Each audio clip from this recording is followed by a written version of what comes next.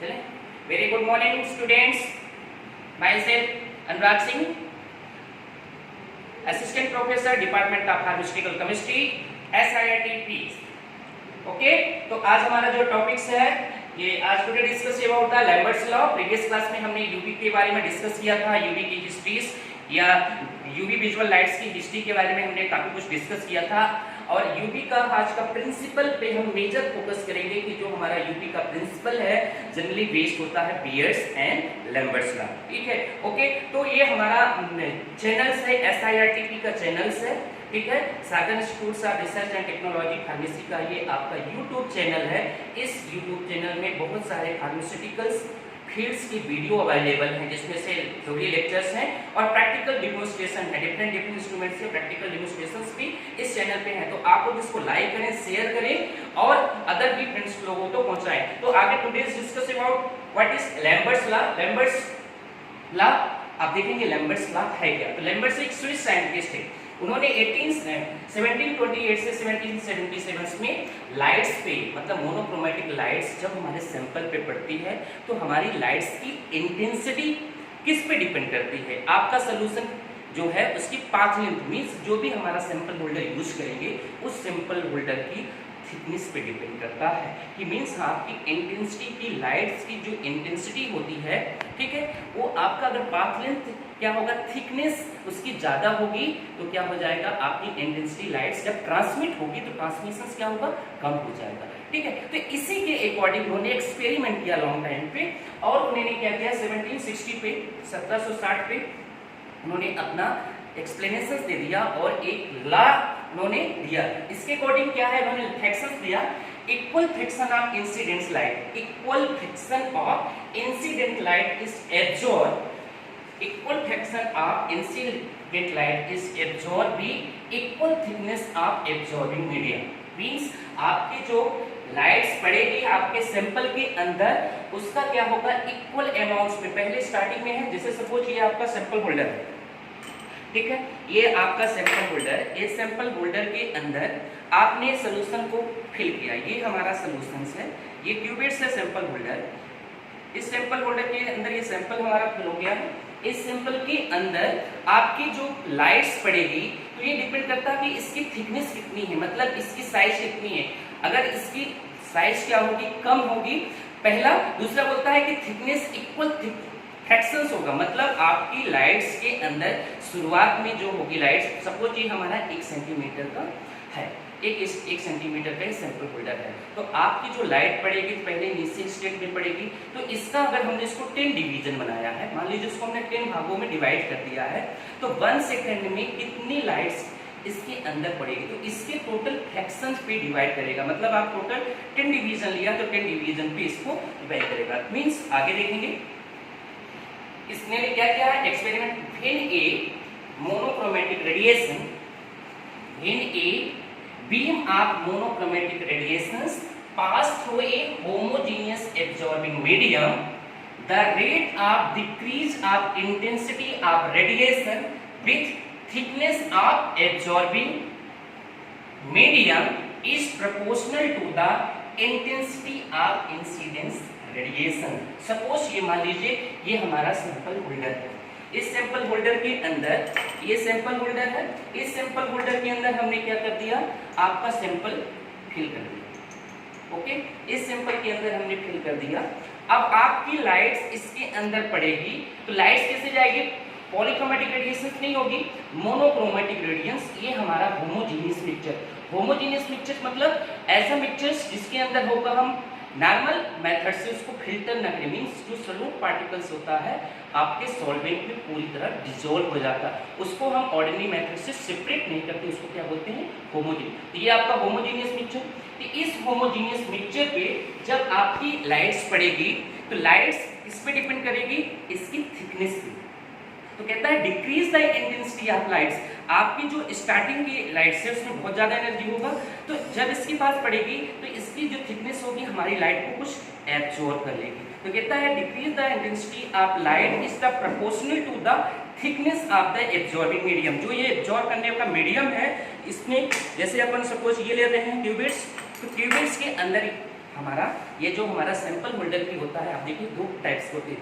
Sample holder rectangular shape में होता है, जनरली हम यूज करते हैं, इसको बोलते हैं क्यूबिट्स, इसको नाम क्या देते हैं qubits. They made from glass and quartz silicates का बने होता है, हाई मैग्नीफाइड ग्लास होती हैं, ठीक है, उसके बने होते हैं। तो इसमें हमारी लाइट्स पड़ती है। तो आप देखिए अगेन देखते हैं फिर से, आप समझिए कि thinner में बीमा monochromatic radiation light pass through homogeneous absorbing medium, the rate of decrease intensity of light, आपकी लाइट डिक्रीज हो जाएगी with radiation with thickness of absorbing medium, जो आपका एब्जॉर्बिंग मीडियम उसकी थिकनेस पे in the proportional to the intensity of light कितनी। Suppose ये हमारा डायग्राम से, मतलब ये हमारा सैंपल होल्डर है, I0 हमारी यहाँ पे इंसिडेंस रेडिएशन, I0 हमारी इंसिडेंस रेडिएशन इस पे पड़ रही है।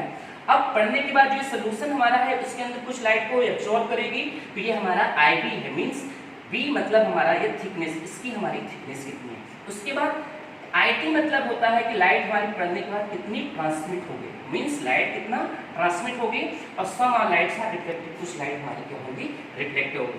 मींस ये incidence light, absorb light, transmitted lights and reflected light. तो इसके अंदर आप देखते हैं कि ये हमारा मोनोक्रोमैटिक सोर्स है, ये हमारा रेडिएशन सोर्स है। I0 हमारी इंसिडेंट लाइट है, जो स्टार्टिंग की लाइट से I0 है। उसके बाद लाइट हमारी यहाँ से कुछ एब्जॉर्ब होने के बाद क्या होगी ट्रांसमिट होगी। तो ये हमारी I0 हमारी इंसिडेंस लाइट है, इंसिडेंट, और यहाँ पे I क्या है हमारा ट्रांसमिट। ट्रांसमिट कितनी होगी लाइट, उसके बाद लाइट हमारी यहाँ पहुंचेगी डिटेक्टर से। सेकंड, तो ये हमारा है। तो यहाँ पे हमने देखा कि इसका जो मैथमेटिकल इक्वेशन है, मैथमेटिकल इक्वेशन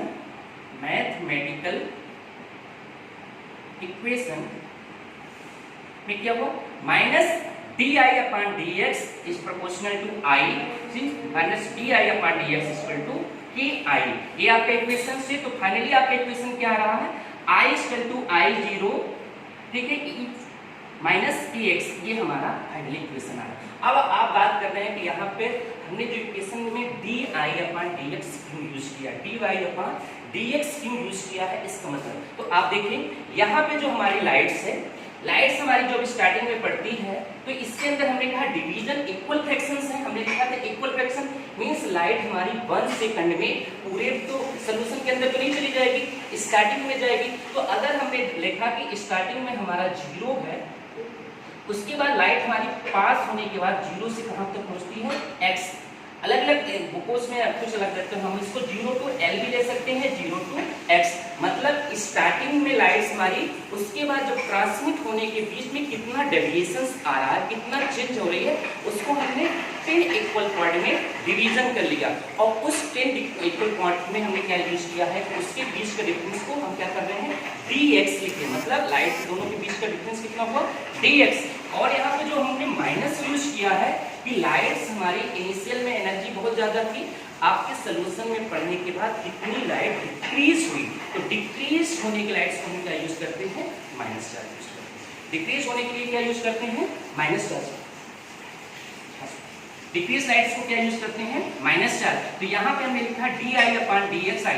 अब आप यहाँ पे देखेंगे कि हमने क्या यूज किया है, अलग अलग न्यूमेरिकल, ठीक है, सिंबल्स यूज किए हैं, I0, IR, IT और IB। I0 हमारी इंसिडेंट रेडिएशंस है, I means transmit radiation, IR reflected radiations, और IB हमारी एब्जॉर्ब रेडिएशन।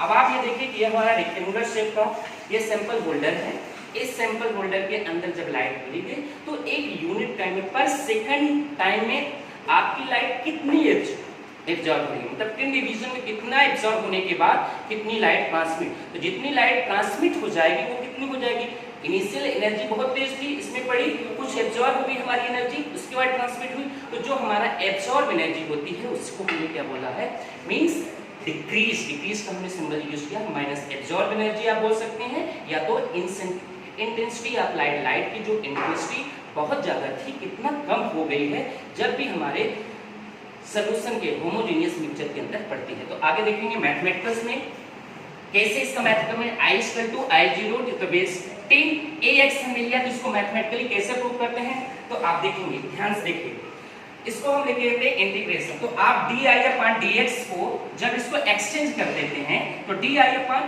यहाँ पे आई को नीचे लिए और यहाँ पे k हमारा कहाँ आ गया, इधर आ गया। तो यहाँ k dx, यहाँ पे क्या हो गया, k dx mathematical equation first, di upon i means हमारी जो इंसिडेंट लाइट और ट्रांसमिटेड लाइट है, मीन्स आपकी लाइट आपके ऑब्जर्विंग सॉल्यूशन में पढ़ने के बाद कितनी ट्रांसमिट हुई, वो कौन सी लाइट है हमारी, आई। मतलब पढ़ने के बाद आपके सॉल्यूशन में कितनी लाइट्स हमारी बची है जो डिटेक्टर तक पहुंचती है। तो यहाँ पे कितना हुआ, उसको हमने क्या डिनोटेड किया, आई। और x क्या हुआ हमारा, x मतलब होता है कि 0 से x के बीच में, मतलब 1 सेंटीमीटर अगर पाथ लाइंस है तो 1 सेंटीमीटर एरिया में पर यूनिट टाइम में 1 सेकंड में कितना लाइट्स हमारे उसके अंदर होती है। तो उसको हम क्या करते हैं, 10 डिवीजन में डिवाइड कर लिए, ठीक है। तो उसके बाद देखेंगे यहाँ पे हमने स्टार्टिंग में लिया, तो इसको क्या करते हैं, लिमिट्स में चेंज। सपोज हमारी इनिशियल लाइट, इंसिडेंस लाइट कितनी थी, I0 है, इनिशियल में हमारी I0 है और बाद में ट्रांसमिट होने के बाद कितनी है, I। मतलब इनिशियल I जब था, ठीक है, इनिशियल जब I था तो हमारी इंसिडेंट लाइट कितनी थी, I0। उसके बाद एब्जॉर्ब होने के बाद कितनी पहुंची, I। उसी प्रकार हमारा पहले से हमने क्या लिया था, इसमें 0 था, ट्रांसमिट लाइट एब्जॉर्ब नहीं थी तो हमने क्या लिया था, 0, और ट्रांसमिट होने के बाद क्या लिया हमने, x। मतलब एक कुछ टाइम के बाद हमारी लाइट एब्जॉर्ब होगी, इसलिए हमने इसको लिमिट्स में चेंज किया। तो यहाँ पे हमने लिखा negative sign for decrease the intensity of lights and then इसको मैथमेटिकल प्रूव करते हैं, मैथमेटिकल्स। तो हमने क्या लिया, लिमिट्स ले लिए यहाँ पर, आप देखते हो मैथमेटिकल्स में इंटीग्रेशन।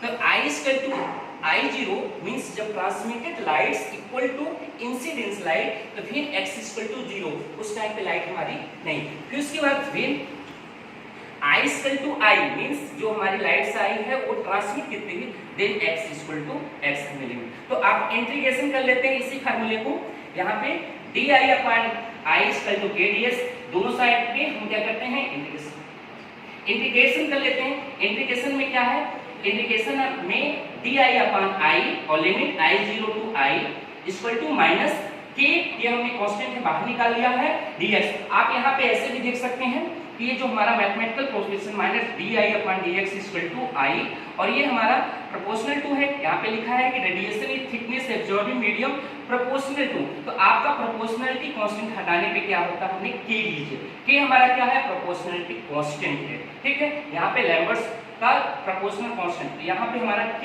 हमने बाहर निकाल लिया, उसके बाद क्या बचा, dx। दोनों को हमने दोनों का क्या किया, इंटीग्रेशन किया। तो इंटीग्रेशन में हमने लिमिट कितना लिया, I0 upon I equal to k dx। अब आपको जाते विनोद है, आपको पता है जब भी इंटीग्रेशन में करते हैं तो 1 अपॉन x इक्वल टू क्या होता है, log x फार्मूला होता है, 1 upon x equal to log x। तो यहाँ पे देखेंगे, और सेकंड वर्ड क्या है, log e कितना होता है, 2.303 log to the base x, means log e की वैल्यू कितनी होती है, 2.302। तो यहाँ पे हमने इसको चेंज किसमें किया है, ln में। तो अपर लिमिट्स और लोअर लिमिट्स, तो हमने अपर लिमिट्स माइनस लोअर लिमिट्स, और यहाँ पे भी सेम अपर लिमिट्स माइनस लोअर लिमिट्स। तो हमने सबसे पहले अपर लिमिट्स में क्या लिया है ना, ln I minus ln I0, ln I पहला था अपर लिमिट्स और लोअर I0, और यहाँ पे हमारा अपर लिमिट kx और लोअर लिमिट्स में अगर हम करते हैं तो क्या होता है, यहाँ पे k इंटू 0, k टू 0 की वैल्यू 0, तो यहाँ पे क्या हुआ, ln I minus ln I0। और हमें ये पता है कि जब हम फार्मूला लिखते हैं तो आपको ये पता है कि log m upon n equal to क्या होता है, log m minus log n। तो यहाँ पे log m minus log n के फॉर्म में है, फार्मूला है यहाँ पे। तो हमने इसको क्या लिया, ln I अपॉन I0, मतलब 1 अपॉन m के स्थान पे, m अपॉन n के स्थान पे हमने क्या लिया, ln I upon I0 equal to kx। अब आप देखेंगे जब भी ln को हमने हटा दिया टू द बेस की पावर में रख दिया, तो हमने ln को यहाँ से रिमूव कर दिया, तो पावर चले जाएगा। तो I upon I0 to the base e है ना, to the base e, kx equal to kx हो गया, ऊपर चला गया। और हमें ये पता है कि e इक्वल टू कितना है, वैल्यू होती है इसकी। आप इसको भी ऐसे फार्मूला में, तो ये हमारा जो फार्मूला है आप देखिए, ये हमने फार्मूला यूज कर लिया, I इक्वल टू I0 तो e माइनस kx, ये हमारा मैथमेटिकल प्रूफ हो गया। उसके बाद और हम इसको इजी कर सकते हैं हम। तो आपको देखा है कि हमने इसमें लॉग किए, ln को हटा दिया, ln को हटाने के बाद आप ln को हटा दीजिए इसको और इसको लॉग हम चेंज कर दीजिए। तो अगर हम इसी फार्मूले को फिर से कर लेते हैं तो I0 अपान I, अब इसकी वैल्यू को हमने पुटअप किया, ठीक है। 1 अपान x ये हमको पता चल गया, इसको हम हटा देते हैं -a, इसको हम हटा देते हैं, आगे चलते हैं। I equal to I0 EX, अब हम इसकी वैल्यू को इसी को इक्वेशन I अपान I0 है e टू बेस है, इसको हम इसी फॉर्म में कर देते हैं 2.3, मतलब इसको हम चेंज कर देते हैं किस फॉर्म में 2.30, तो 2.303 I0 अपान I, तो इसको हमारा जो ये वैल्यू है इसको हम डिवाइड में ले जाते हैं तो I0 upon I equal to ये हमारा नीचे आ जाता है, तो ये जाता है k अपान 2.30 इंटू k, और we know that a equal to k upon 303, हमने इसकी वैल्यू कर दी, a की वैल्यू किस तरह रख दिया k अपान 2.3003, तो k के स्थान पे k की वैल्यू 2.30 के स्थान पे क्या लिख सकते हैं I0 upon I equal to minus यहाँ पे ax, I0 upon I equal to ax, ठीक है। और इसको अगर हम चेंज कर दें, इसको अगर सिंपल इसी फार्मूला में रह सकता है तो इसको हम ऐसे ला सकते हैं, तो I इक्वल टू इसको चेंज कर देते हैं I इक्वल टू I0, अगर हम इसको चेंज करते हैं तो I को अगर यहाँ पे माइनस चार्ज है, माइनस चार्ज को चेंज करेंगे तो इसमें क्या हो जाएगा ये I upon I0 equal to ax, ठीक है, तो बेस ax, तो अगर हमने इसको चेंज किया फिर से तो I इक्वल टू क्या हो जाएगा I0 और सेम तो जो बेस में रखेंगे तो ax, ये वैल्यू हमारी आपको मिल जाती है I इक्वल टू I0। इस तरह से हम इसको चेंज कर सकते हैं अलग अलग मैथमेटिक्स। तो ये हमारा लैम्बर्ट्स लॉ है। लैम्बर्ट्स लॉ के अकॉर्डिंग हमने देखा फाइनली क्या कंक्लूजन आया कि monochromatic radiation when are monochromatic radiation pass in any homogeneous solution decrease the intensity of light is the directly proportional to the thickness of the absorbing medium। जो भी हम absorbing medium ले रहे हैं उसके thickness पे डिपेंड करती है। और हमने देख लिया ये जैसे हमारा सैंपल होल्डर है, रेक्टेंगुलर शेप का है, इसमें हमारी इंसिडेंस लाइट पड़ने के बाद कितनी लाइट हमारी एब्जॉर्ब करने की होती है और कितनी लाइट हमारी ट्रांसमिट, मीन्स हमारे ड्रग का एब्जॉर्बेंस और लाइट्स किस पे डिपेंड करता है आपके पाथ लेंथ की थिकनेस। अगर आपका पाथ लेंथ का थिकनेस ज़्यादा होगा, जितना ज़्यादा थिकनेस हो जाएगा लाइट हमारी उतनी ज़्यादा एब्जॉर्ब होगी, तो थिकनेस क्या होगा कम हो जाएगा, मतलब कि ट्रांसमिटेंस क्या होगी कम, मीन्स लाइट की ट्रांसमिटेंस लाइट जितना ज़्यादा एब्जॉर्ब होगी उतनी ही कम होगी, मीन्स एब्जॉर्बेंस, तो I equal to absorbance light inversely proportional to T transmission, मतलब इंसिडेंस लाइट जो हमारी लाइट्स आएगी पड़ेगी उसमें ड्रग का एब्जॉर्बेंस और ट्रांसमिशन इनवर्सली, जितना ज़्यादा एब्जॉर्बेंस होगा ट्रांसमिटेंस उतना ही कम, ट्रांसमिटेंस जितना ज़्यादा होगा एब्जॉर्बेंस कितना उतना ही कम होता है। मींस अगर हम A इक्वल टू बोले तो I0 upon I incidence light और T इक्वल टू क्या हो जाएगा हमारा I अपान I0। अगर इसमें हम लॉग लेते हैं तो A equal to log I0 upon, यहाँ पे आप देखते हैं, ठीक है, इसके बाद A इक्वल टू यहाँ पे तो A equal to log I0 upon I, और इसके हमारा रिवर्सिबल क्या होता है T, तो अगर इसको हम रिवर्स कर देंगे तो क्या हो जाएगा लॉग I अपान माइनस है ना I अपान I0 और ये हो जाएगा हमारा T। Log I upon I0 means transmitted light किस पे डिपेंड करती है इंसिडेंट, मतलब ट्रांसमिटेड लाइट कितना है तो उसको क्या बोलते हैं ट्रांसमिटेड, मींस लाइट का परसेंटेज अगर हम निकालेंगे एब्जॉर्बिंग में तो कितनी लाइट हमारे सोल्यूशन पे पड़ रही है और एब्जॉर्ब कितना हो रही है और कितना ट्रांसमिट हो रही है उस पे डिपेंड करता है। मींस नंबर एब्जॉर्बेंस अगर ज़्यादा होगा तो आपकी लाइट का ट्रांसमिटेंस क्या होगा कम होगा, अगर आपकी लाइट मतलब एब्जॉर्बेंस कम होगा तो लाइट का ट्रांसमिटेंस ज़्यादा होगा। मींस आपका पाथ लेंथ जितना चौड़ा होगा लाइट उतनी ही ज़्यादा एब्जॉर्ब होगी और पाथ लेंथ जितना ही कम होगा मतलब होगा थिकनेस कम होगी लाइट उतनी ही। तो यहाँ पे लैम्बर्ट्स ने काफ़ी टाइम से एक्सपेरिमेंट करने के बाद उन्होंने लाइट्स को और जो भी हमारा सैंपल होता है सैंपल के अंदर एक कोरिलेशन दिखाया और एक मैथमेटिकल प्रूफ दिया और इसी को लागू हमने क्या बोलते हैं लैम्बर्ट्स लॉ। ठीक है, तो आज के लिए इतना काफी। अगली क्लास में हम आपको बीयर्स लॉ के बारे में डिस्कस करके बताएंगे और deviation of Beer's Lambert's law. तो अभी हमारा लैम्बर्ट्स लॉ इतने में खत्म होता है, हो गया है। आपको कोई डाउट्स होगा तो अगले क्लास में आप उसको डिस्कस कर सकते हैं। हमारे दूसरे यूट्यूब वीडियो में आप उसको जो भी डाउट्स होंगे डाउट उसमें पूछ सकते हैं। तो इतना आज के लिए काफ़ी है। Okay, thank you.